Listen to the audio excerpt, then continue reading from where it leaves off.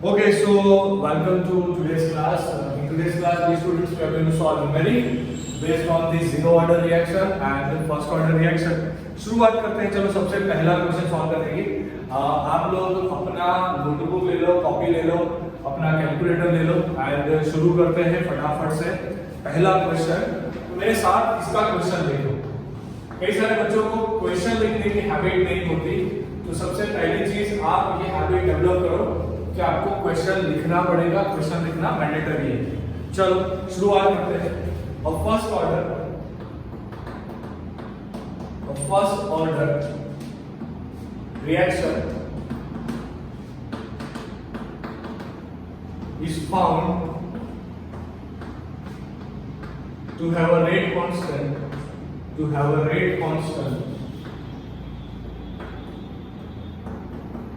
k is equal to 5.5 10 to power minus 14 second inverse. Find the half life of the reaction. This question is given. Okay, तो कैसे solve करेंगे हम लोग? बच्चे की question को ध्यान से देखो. आपको जो रिएक्शन दिया गया है वो फर्स्ट ऑर्डर रिएक्शन है. So for first order reaction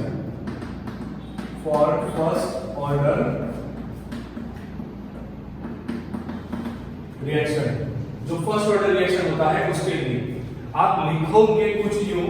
half life time can given as t of 1/2 is equal to 0.693 by k. 0.693 by k. So 0.693 k का वैल्यू बताओ मुझे. k का वैल्यू यहाँ पे 5.5 10 to power minus 14 इसका limit आएगा second. तो 0.693 डिवाइड बाय 5.5 0.693 डिवाइड बाय 5.5 इसका आंसर आएगा 0.126 10 to power minus 14 सेकंड. बस तो ये आ गया आपका t1/2 जो आपको फाइंड करना था. क्लियर? तो एग्जांपल नंबर 4.7 यहां पे आएगा बच्चों 0.126 10 to the power 14 सेकंड. अगर आप लोग लिखना चाहो तो यहाँ पे 1.26 10 to आप पॉजिटिव में जा रहे हो तो नेगेटिव में यहाँ पे एक कम होगा, सो 13 सेकंड. तो ये आपका एग्जांपल नंबर 4.7 यहाँ पे कंप्लीट हो गया. फटाफट से स्क्रीनशॉट निकालो. नेक्स्ट क्वेश्चन यहाँ पे सॉल्व करना है जल्दी से. Okay, so dear students, let's solve the next numeric. Example number 4.8. जल्दी से मेरे साथ क्वेश्चन लिखना शुरू करो. देखो ये बहुत इंपॉर्टेंट क्वेश्चन है. show that in a first order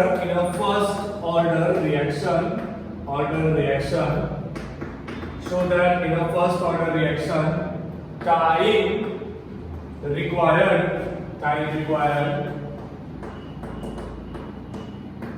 for completion of 99.9% is 10 times of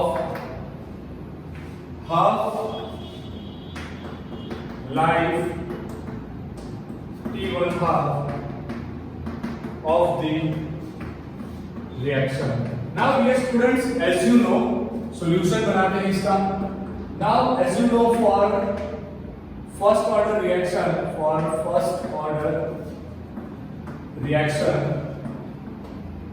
आप लोग जानते हो बच्चों, जो फर्स्ट ऑर्डर रिएक्शन होता है उसके लिए k का वैल्यू निकल के आता है 2.303 divide bye t log base 10 r0 by r.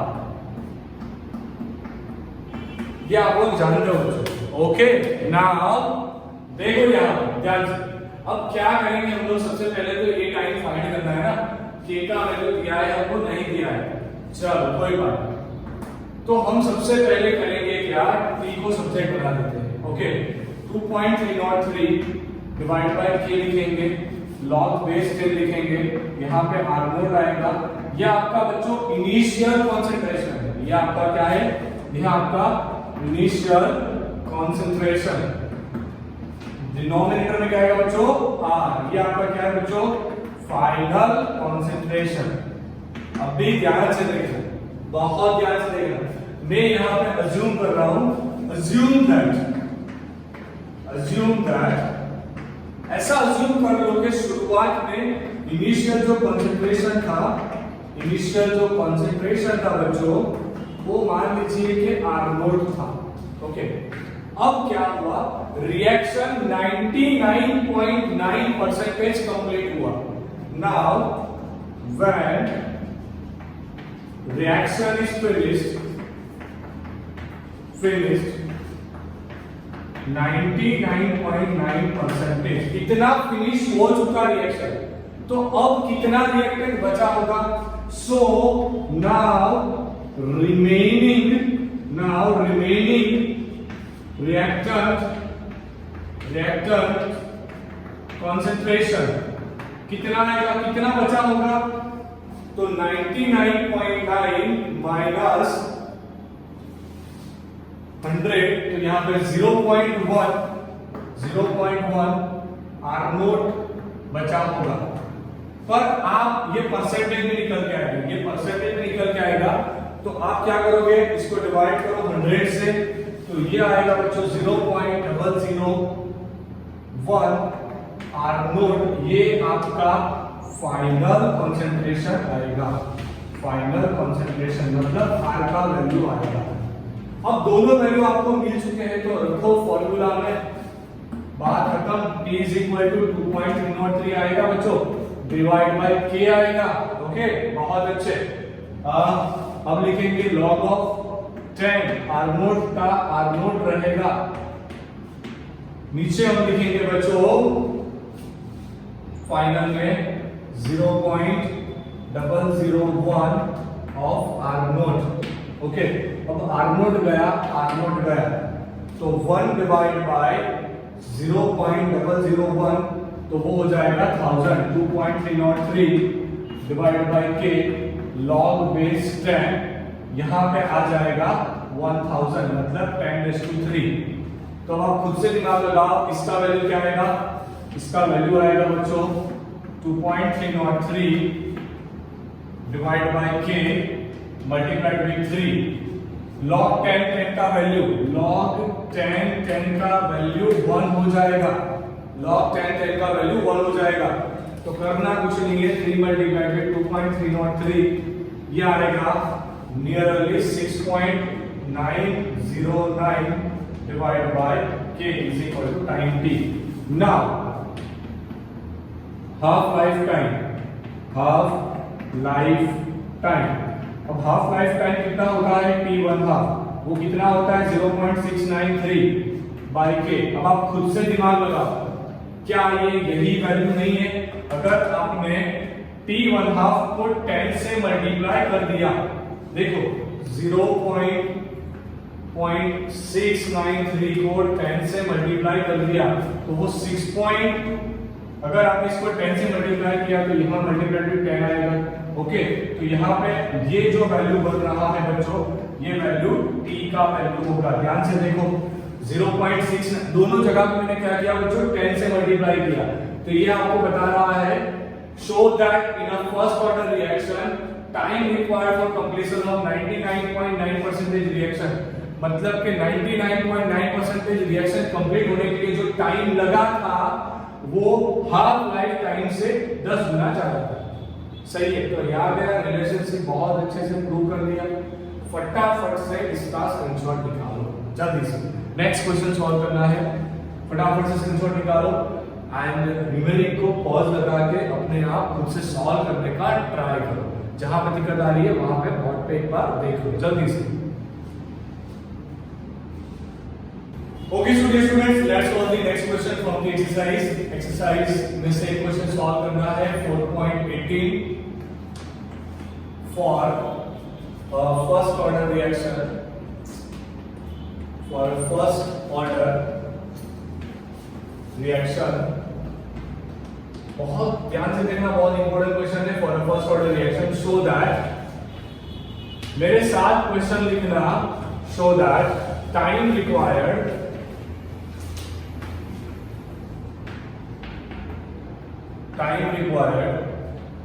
for 99% completion is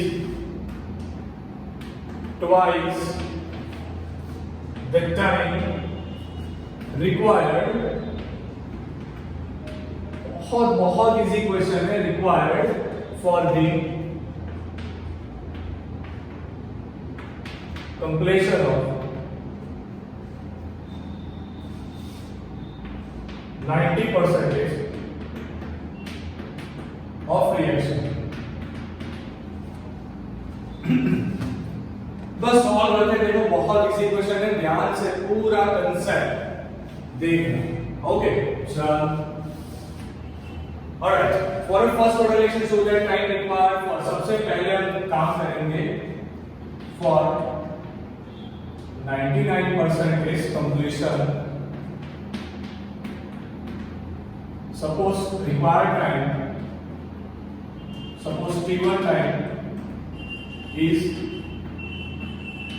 required। कितना टाइम लगेगा? मान लीजिए कि T1 टाइम लगेगा। अभी हम लोगों ने आगे जैसे देखा कि K is equal to 2.303 by T log base 10 R naught by R, ये फॉर्मूला था फॉर फर्स्ट ऑर्डर रिएक्शन।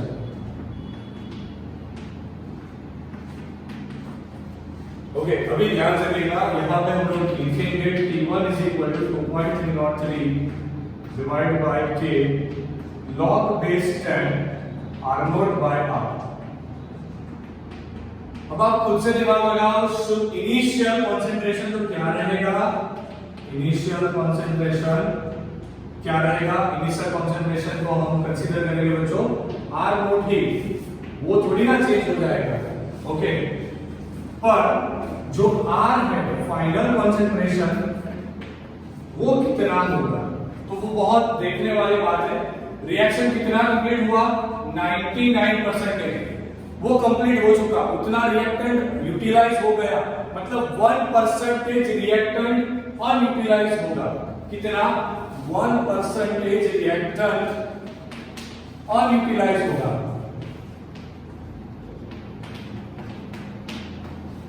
अगर 1% अनयूटिलाइज है तो उसको परसेंटेज से, तो ये आएगा 0.01 ऑफ R नोट। तो फाइनल कंसंट्रेशन कितना आएगा? 0.01 R नोट। ओके, तो ध्यान से, बहुत ध्यान से देखना, हम लोग क्या कर रहे हैं यहाँ पे? T1 इज इक्वल टू लिखेंगे 2.303 by K, यहाँ पे हम लिखेंगे log of base 10 R naught as it is रहेगा बच्चों। डिनोमिनेटर R का वैल्यू कितना आएगा? 0.01 ऑफ R नोट आएगा। R नोट चला गया। ओके, तो 1 डिवाइड बाय 0.01 वो आएगा 100। So T1 is equal to 2.303 by K, यहां पे आएगा log बेस 10, यहां पे आएगा 10 to power 2। So 2.303 by K यहां पे आएगा 2 log बेस 10, इसका वैल्यू होता है 1। सो ये आया 2.303 divide by K multiplied by 2 is equal to T1। इसे बच्चों हम इक्वेशन नंबर 1 देंगे। ओके, नाउ लिसन मी, अब हम फाइंड करेंगे इसके लिए जब रिएक्शन 90% कंप्लीट हुआ। फॉर 90% कंप्लीशन, फॉर 90% कंप्लीशन, अब हम बच्चों फाइंड करने वाले हैं जब रिएक्शन 90% कंप्लीट हुआ तो क्या आंसर आएगा? कैसे आंसर आएगा? Suppose required time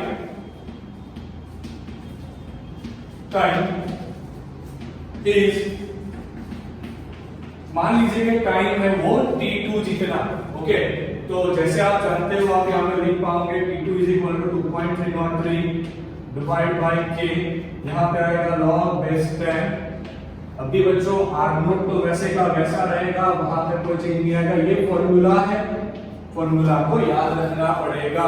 okay, now listen, यहाँ पे t2 is equal to 2.303 by k। Okay, log base 10। अब आप खुद से दिमाग लगाओ, इनिशियल कंसंट्रेशन तो R0 ही रहेगा ना, तो फाइनल कंसंट्रेशन 90% रिएक्शन कंप्लीट हुआ, बाकी कितना बचा 10%। तो 10 डिवाइड बाय हम लोग 100 कर देंगे, वो आएगा 0.1 R0, इतना बचा होगा। क्लियर? ओके, अब R0 चला गया, so 2.303 divide by k log base 10, 1 divide by 0.1 is equal to 10। इसका वैल्यू आता है 1। So 2.303 by k multiplied with 1 is equal to t2। ये हो गया इक्वेशन 2। नाउ इक्वेशन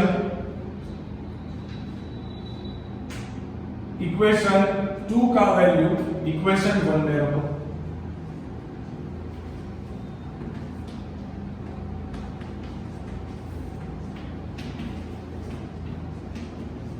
इसका वैल्यू इसके अंदर रखो। सो t1 इज इक्वल टू, अब ध्यान से देखना, t1 is equal to 2.303 by k, इसका वैल्यू होता है t2 मल्टीप्लाइड विद 2, जो प्रूव करना था, इट्स प्रूव।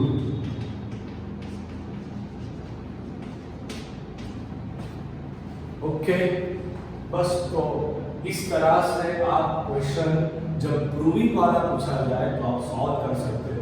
फटाफट से बच्चों इसका स्क्रीनशॉट निकालो एंड कॉपी में लिखो। अगर आप लोग खुद से क्वेश्चन सॉल्व करोगे तभी ये सारे क्वेश्चंस आपको अच्छे से समझ में आएंगे। फटाफट से इसका स्क्रीनशॉट निकालो जल्दी से। Okay, so dear students, let's complete the last question. आज का लास्ट क्वेश्चन सॉल्व करते हैं, that is 4.19 from exercise। Question में बच्चों आपको दिया गया है first order reaction takes 40 minutes for 30% decomposition।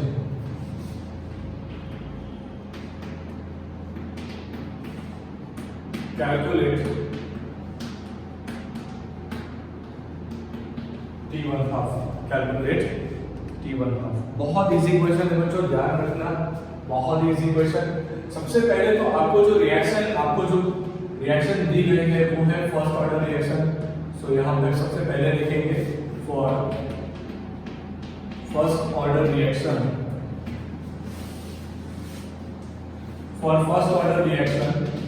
we can write k is equal to 2.303 by t log base 10 r0 by r। Okay बच्चों, अब ध्यान से देखना, 2.303 t का वैल्यू कितना दिया गया है 40 मिनट, मैं मिनट्स को कन्वर्ट नहीं कर रहा, log base 10 r0। अब R क्या आएगा, फाइनल कंसंट्रेशन क्या आएगा, कंपोजिशन कितना होगा 30%, तो बाकी कितना रहा remaining reactants is equal to 70%। बाकी कितना रहा 70%, तो उसको कन्वर्ट करेंगे 70 बाय 100 से, तो ये मिला हमको 0.7 R0। Okay, so 2.303 divided by 40 log base 10 1 divided by 0.7 is equal to 1.428। इसका log ढूंढना है, मैंने कल भी सिखाया था आपको, 13 times under root 1 2 3 4 5 6 7 8 9 10 11 12 13 minus 1 multiplied with 3558 is equal to 0.50 2.303 divided by 40 multiplied with 0.1549 multiplied with 2.303 divided by 40। तो ये आंसर के का आंसर आपको मिलेगा बच्चों 0.008919। यह आएगा मिनट इनवर्स में, यह आएगा मिनट इनवर्स में। यूनिट्स आर कंपलसरी, यूनिट्स आपको लिखने हैं। आपको फाइंड करना है half life time, half life time T1 half, so T1 half is given by 0.693 by K, so 0.693, K का वैल्यू दिया गया है 0.008919, so 0.693 divided by 0.008919, तो ये आंसर निकल के आएगा 77.69 मिनट्स। यह हो गया हमारा हाफ लाइफ टाइम। तो बस आज के लिए बच्चों इतना ही, और न्यूमेरिक्स नेक्स्ट लेक्चर में हम लोग सॉल्व करेंगे। फटाफट से इसका स्क्रीनशॉट ले लो and don't forget to like share comment this lecture. Regular से रिवीजन करते रहना। Okay, take the screenshot fast.